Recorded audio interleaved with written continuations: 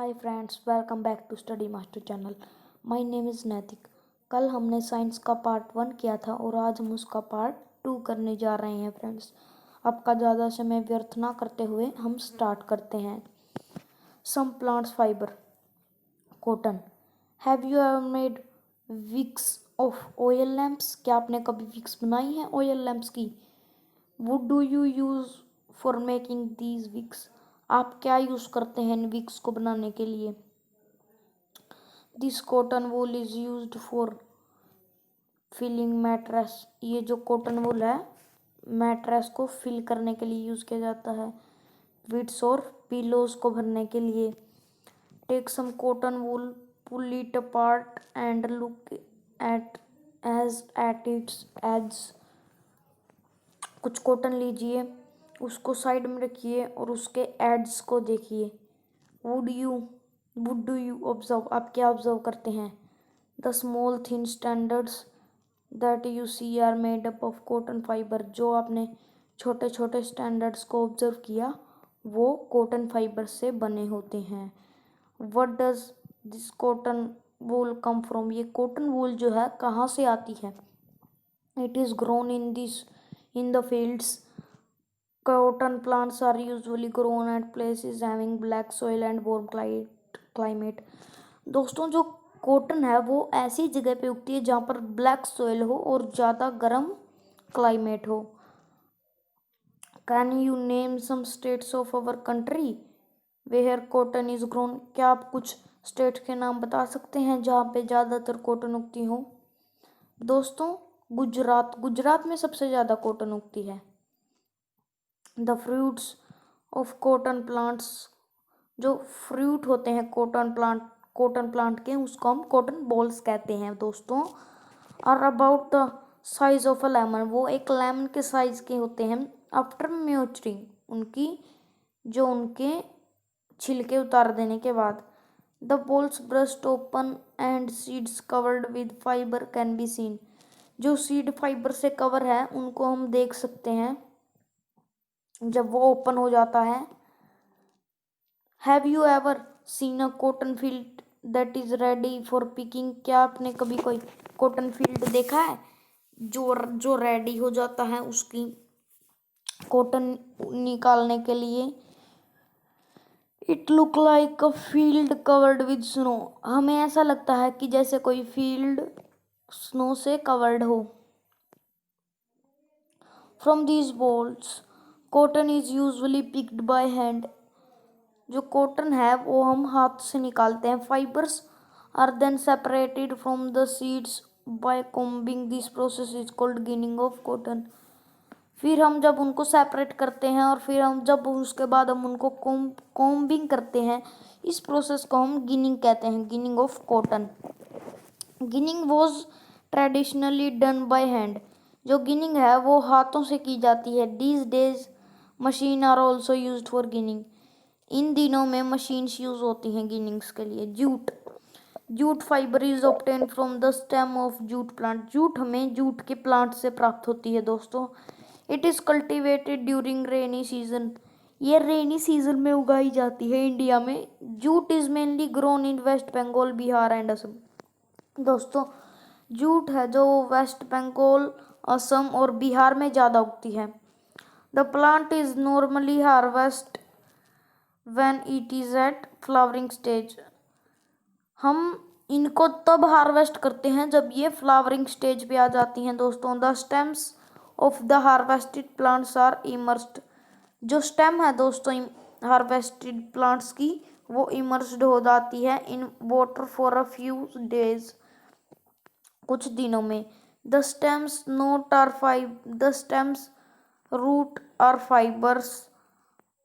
जो स्टेम होती है उस पर फाइबर्स लगते हैं जूट के प्लांट पे। आर सेपरेटेड बाय हैंड, उनको हम हैंड के साथ सेपरेट करते हैं दोस्तों। आगे देखिए। To make fibre, all these fibres are first covered with yarns। दोस्तों, जब हम फैब्रिक्स बनाते हैं, जो भी फाइबर्स हम यूज करते हैं वो यार्न से पहले कवर्ड किए जाते हैं। How is it done? अब हम ये पढ़ेंगे कि ये कैसे किया जाता है दोस्तों। Spinning cotton yarn. You can try making cotton yarn yourself. आप खुद से भी कॉटन यार्न बना सकते हैं। एक्टिविटी 4 दोस्तों, activity 4, hold some cotton wool in one hand. कुछ कॉटन वूल को अपने एक हाथ में लीजिए। Pinch some cotton between the thumb and forefinger of other hand.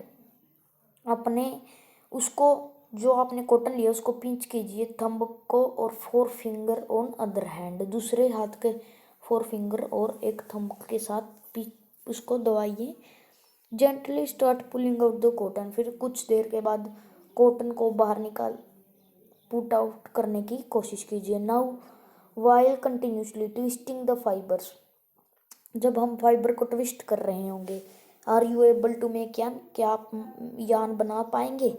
The process of making yarn from fibres is called spinning. जिस process में हम यान बनाते हैं उस प्रोसेस को स्पिनिंग कहते हैं। In this process fibre from mass of cotton wool are drawn out और ट्विस्टेड। जो हमारी फाइबर है वो कॉटन के मास से वूल को ड्रॉन करती है और उसको ट्विस्ट करती है। This brings the fibre together to form a yarn. फिर उसके बाद एक यान बन जाता है। A simple device used for spinning is hand spindle, also called टकली।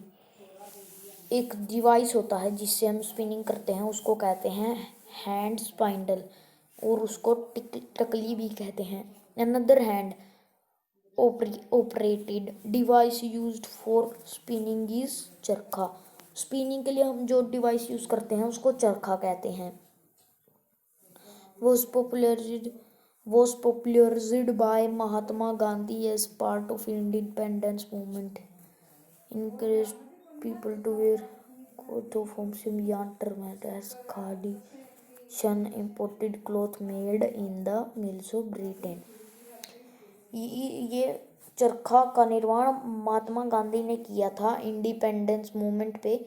उन्होंने कहा था कि आप अपने देश के कपड़े पहनिए, इससे बनाइए, खुद खादी के और शन के कपड़े पहनिए, ब्रिटेन के कपड़े मत पहनिए। To popularise and promote khadi, उसको पॉपुलराइज करने के लिए और खादी को प्रमोट करने के लिए the government of India constituted the body called khadi and village industries commission इन 1956। और फिर उसके बाद क्या हुआ, इंडियन गवर्नमेंट ने उसको एक खादी की बॉडी कहा और विलेज इंडस्ट्रीज को कमीशन दी इन 1956 डेज में, 1956 साल में। Spinning of yarn on a large scale is done with the help of spinning machine. जो बहुत ज़्यादा स्पिनिंग करनी होती है तो वो मशीन से होती है। After spinning yarns are used for making fibre. Spinning करने के बाद yarn फाइबर बनाने के लिए यूज किया जाता है। yarn to fabric, there are many ways by which fabrics are made from yarns। यहाँ पे बहुत सारी वेज है जिससे हम फैब्रिक को यार्न में बदल सकते हैं। The two main processes are weaving and knitting। जो दो मेन प्रोसेस है उनको वीविंग और knitting कहते हैं। Weaving, in activity 2 you might have noticed that a fabric is made up of two sets of yarn arranged together। आपको ये तो पता होगा, इन एक्टिविटी 2 में जब हमने पढ़ा था कि फैब्रिक दो सेट से बना होता है जब हम दो yarns को अरेंज करते हैं। इस प्रोसेस को हम कहते हैं weaving. Let us try to weave some paper strips. कुछ पेपर स्ट्रिप्स को वीव करने की हम कोशिश करते हैं। एक्टिविटी 5 देखिए दोस्तों, take 2 sheets of paper of different colours. 2 sheets लीजिए दोस्तों पेपर की डिफरेंट कलर की। Cut square piece of length and width equal 30 centimetre from each sheet. Now each sheet का 30 सेंटीमीटर के इक्वल पीस कीजिए। Now fold both of the sheet into half. Both sheets को half half में cut कीजिए, वो draw कीजिए line, उनके बीच में लाइंस ड्रॉ कीजिए फिर, और जैसे कि उसको लाइन के ऊपर ड्रॉन कीजिए जैसे कि फिगर में दिखाया हुआ है।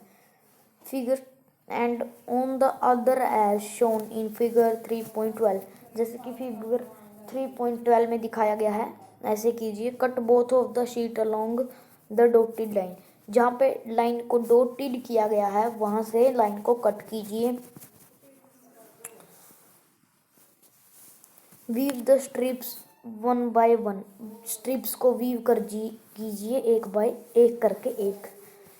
Through the cuts in the sheets of paper as shown in figure 3.12, जैसे कि पेपर की शीट को कट कीजिए जैसे कि पेपर दिखाया गया है फिगर 3.12 में। Shown the pattern after weaving the strip, फिर पैटर्न को दिखाइए स्ट्रिप्स को वीव करने के बाद। In a similar manner 2 sets of yarn are woven to make a fabric, ऐसे ही 2 yarn से एक फैब्रिक को बनाया जाता है दोस्तों। Sets of yarn are woven to make fabric. Okay, the yarns are much thinner than our paper strip, जो yarns होते हैं वो हमारी पेपर स्ट्रिप से पतले होते हैं। Weaving of fabric is done on looms, जो फैब्रिक की वीविंग है वो लूम से की जाती है। The looms are either hand operated और पावर ऑपरेटेड, जो लूम्स है दोस्तों वो या तो हैंड ऑपरेटेड होती हैं या फिर power operated.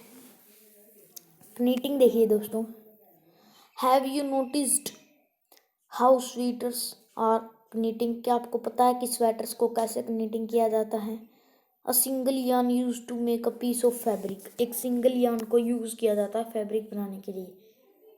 Have you ever pulled the yarn from torn pair of socks, क्या आपने कभी यार्न निकाला है सॉक्स के पेयर से। What happened a single yarn gets pulled out continuously, क्या होगा अगर आप यार्न को कंटिन्यूसली बाहर निकालते गए तो।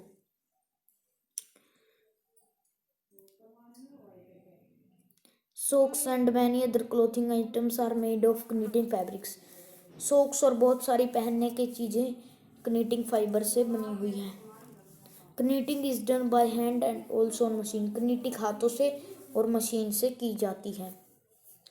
Weaving and knitting are used for making different kind of fabric, weaving और कनीटिंग बहुत सारे डिफरेंट तरह के फैब्रिक बनाने के लिए यूज़ की जाती है। These fabrics are used for a variety of clothing items, ये इन फैब्रिक्स को हम यूज़ करते हैं बहुत सारी क्लोथिंग आइटम्स की वैरायटी के लिए। आगे देखिए दोस्तों 3.6, हिस्ट्री और clothing materials, history of clothing materials. Have you ever wonder what material people used in ancient time for clothes? It appears that in those times people used the bark of big leaves and trees or animal skin for furs cover to themselves, ऐसा कहा जाता है कि पुराने जमाने के लोग बड़े बड़े पत्तों और पेड़ या फिर जानवर की स्किन को यूज करते थे अपने आप को ढकने के लिए। After people begin to settle in agriculture community, जैसे जैसे पीपल्स अपनी अपनी जगह पे सेटल होते गए वैसे वैसे कपड़े भी बदलते गए दोस्तों। आगे देखिए, they learn to weave twigs and grass into mats, उन्होंने ट्विंग्स को ग्रास को मैट्स में बदलना सीखा एंड बास्केट्स बनानी सीखी। Vines, animal fleece on hair were twisted together into long standards, जानवरों के फ्लीस को यूज में लाना सीखा। देखिए दोस्तों आगे देखिए, these were woven into fabrics, उनको फैब्रिक्स में वोवन किया। द अर्ली इंडियंस वोर fabrics made out of cotton, दोस्तों पुराने जमाने के लोग कॉटन के कपड़े पहनते थे जो कॉटन से बने हुए होते थे जो हम उगाते हैं। In the region near the Ganga river के पास, flax is also a plant that gives natural fibre. Flax भी एक प्लांट है जो नेचुरल फाइबर देता है।